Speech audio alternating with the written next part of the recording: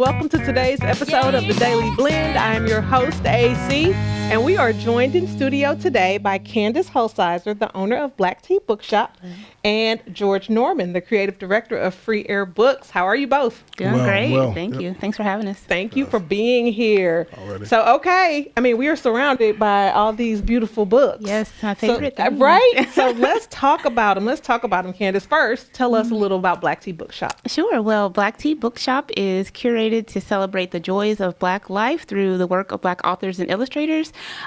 We have books for every age group and tons of genres. So if you're looking for travel, gardening, hair care, or poetry, or children's books of all kinds, you can find them at Black Tea Bookshop.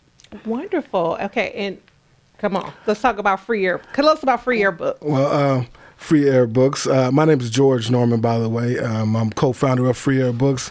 It's a Columbia-based publishing concern that targets historically excluded creatives, however that looks, however that sounds.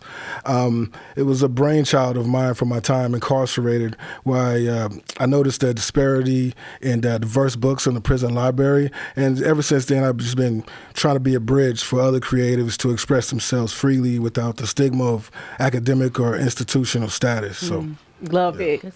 A lot of times these ideas do come from experience, right? Indeed. You look around and say, what's missing here? Right. Okay, let me find a way to make that happen. Exactly. I appreciate that. Exactly. I appreciate that. So people looking for things to read. Yes. What you got for us today? What recommendations do you have? Well, it's like trying to pick a favorite child. I don't have one, so I just brought several books, and I brought two that people may have heard of, and I want to just talk a little bit more about. So this first one is called James. It's by Percival Everett. He also did the book Erasure, and a movie was just made off of that recently. But this book also just won a Carnegie Award, and basically it's the backstory of Jim from one of Mark Twain's books. Yes. So this is a really popular one right now, and one that I think people will really enjoy. Okay. And then The Parable of the Sower. This is not a new book. Mm-hmm. It's not a new story, but it's really come back into the public eye because it's almost prophetic. And it talks a lot about things that are happening in our current world. So if you have not checked out this book in Octavia Butler, I highly recommend it. Mm-hmm. Yeah, that's definitely one that I feel like you can read over and over again and get something different from it every time you read it. Mm-hmm. Every time you read it. Yep. And so, Candace, like you said, you don't just do, you do, Black Tea covers the gamut. Yes. Because I see children's books on the table. You have all kinds of things. We do. We have all kinds of books because there's all kinds of readers. And I think it's important to note that just like humans are not a monolith, Black folks aren't a monolith, and neither is our literature, neither is our writing. So very, very true. Yes. Very true. Okay, George, what you reading right now? What recommendations you have for us? I brought a couple recommendations from two published authors of our ilk. First one's Park Bench Philosopher by J.D. Vale. Mm-hmm. He's a local author who expresses thoughts about his masculinity, adulthood, fatherhood and addiction. Mm-hmm. He's got a very raw Bukowski-esque feel to him, so hop on that. Also, Searching, poems by Bukuru Duodon.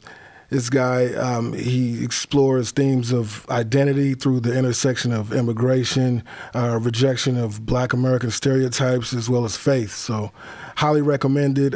These two guys, they got me to start writing again. So whenever I get inspired like that, highly recommended for sure. Both local artists? Both yes, local writers? Yes, ma'am. Okay. This Bukuru doesn't happen to be an educator, Yes, he is. Yes, he is. Oh, my gosh. Yes, I know him. You knew everybody from the knows time that guy. he was a little boy when he came through Granny's house. Yes. Nice. That is quite, wow. Full Didn't circle. even know. Didn't even know he had written the book. Yes, ma'am. Okay, so I'm taking that home today. Indeed, please, I'm taking that home today for sure. That's what a small world. Awesome. What a small world. Awesome. And how do you find your authors?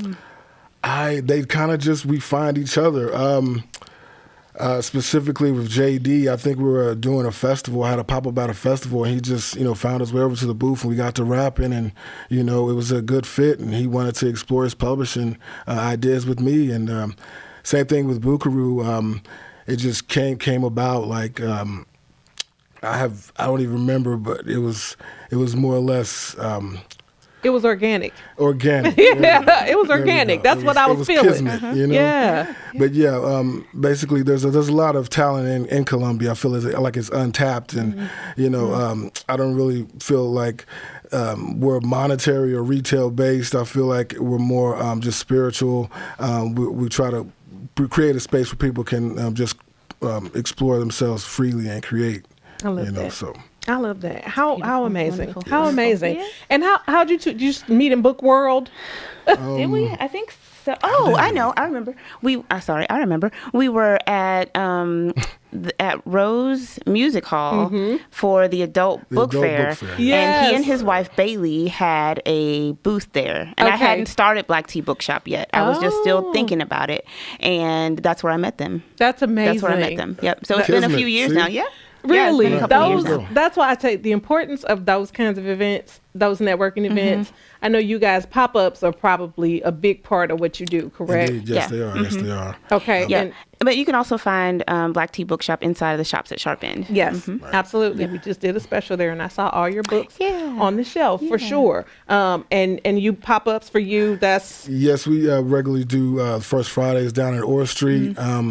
We've done festivals, the curated craft shows, things like that.